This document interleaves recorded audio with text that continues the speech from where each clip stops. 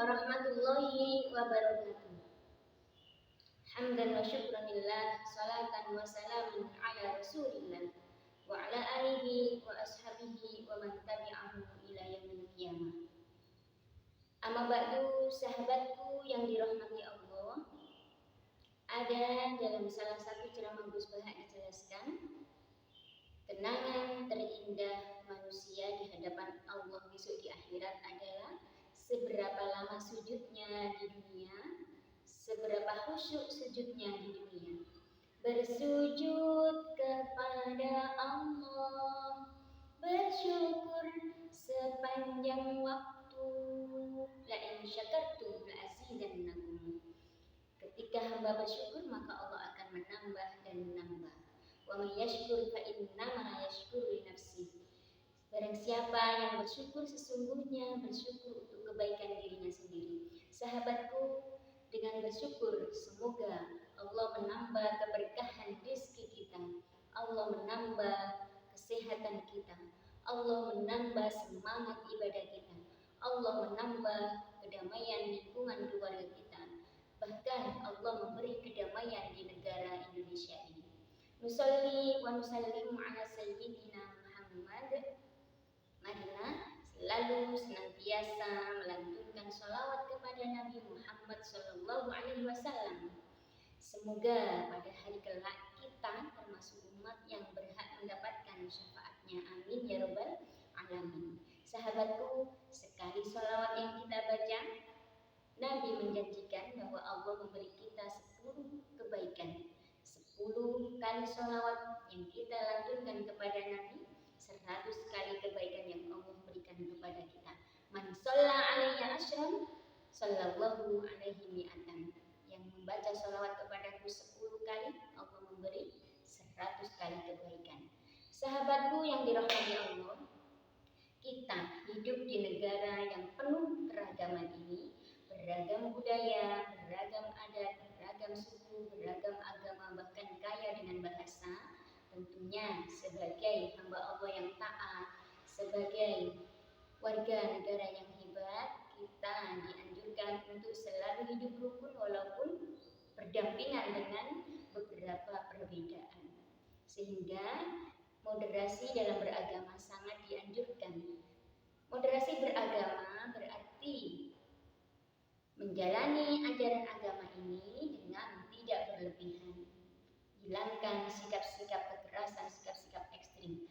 Berlebihan diantaranya, misalnya memasuki rumah ibadah agama lain, mengikuti ritualnya dengan alasan menghormati dan toleran. Padahal jelas itu melanggar nilai-nilai ajaran agama.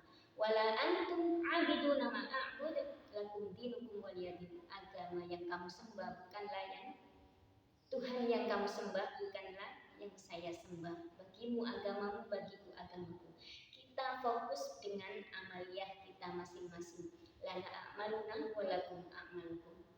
Sahabatku, sikap berlebihan yang lain misalnya takfir, mengkafirkan sesama muslim hanya karena beda golongan, beda cara beramal, beda pendapat, beda pandangan. Padahal hanya Allah yang tahu apakah hamba masuk dalam kekafiran atau tidak. Sikap-sikap ekstrim yang lain diantaranya adalah dengan menyepelekan, merendahkan agama non-muslim, bahkan berdakwah dengan cara paksaan dan kekerasan. Padahal jelas konsep berdakwah dalam Al-Quran, ud'u ila sabili rabbika bil hikmati wal mau'izatil hasanah. Masing-masing kita punya tuntutan, punya kewajiban untuk berdakwah. Berdakwah untuk dirinya sendiri, berdakwah untuk lingkungan keluarganya, berdakwah untuk golongannya, berdakwah di masyarakatnya dengan cara yang baik. Memberi hikmah, kita ambilkan hikmah-hikmah dari kisah-kisah dalam Al-Quran, kisah-kisah sahabat yang bisa kita ambil pelajaran yang baik. Dengan memberi tutur kata yang baik sehingga apa yang kita dakwakan mampu mereka terima bikot ala qadri ukulihim, sesuai kadar akal mereka, sehingga berdakwah pun bisa dengan metode-metode yang halus, yang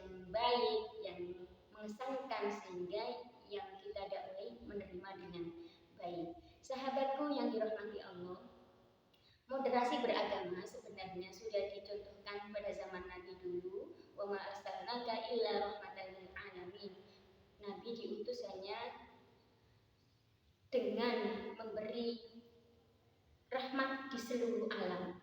Ada salah satu sahabat yang bilang kepada Nabi bahwa saya tidak menikah ya Rasulullah, saya ingin fokus dengan ibadah saya. Nabi pun menjawab, saya seorang nabi dan saya pun menikah.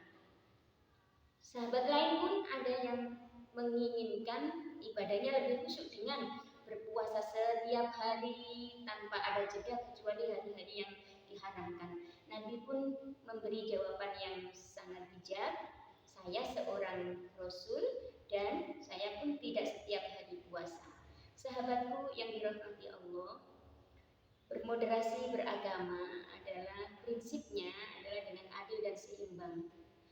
Antara keimanan dan amal baiknya itu seimbang, sehingga beriman dengan tetap beramal kebaikan, memberi contoh yang elegan, beriman dengan berdakwah dengan tutur kata yang mengesankan sehingga menarik perhatian. Sahabatku, mungkin sekiranya itu yang bisa kami sampaikan.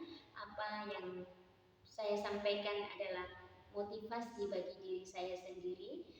Marilah kita jaga keutuhan negara Indonesia ini dengan hidup rukun, berdampingan dengan berbagai macam ragam budaya, adat, dan suku, bahkan bahasa, sehingga kita menjalani ajaran agama masing-masing dengan cara moderat, Islam wasatiyah, tidak lebih dari porsinya, dan juga tidak menyepelekan.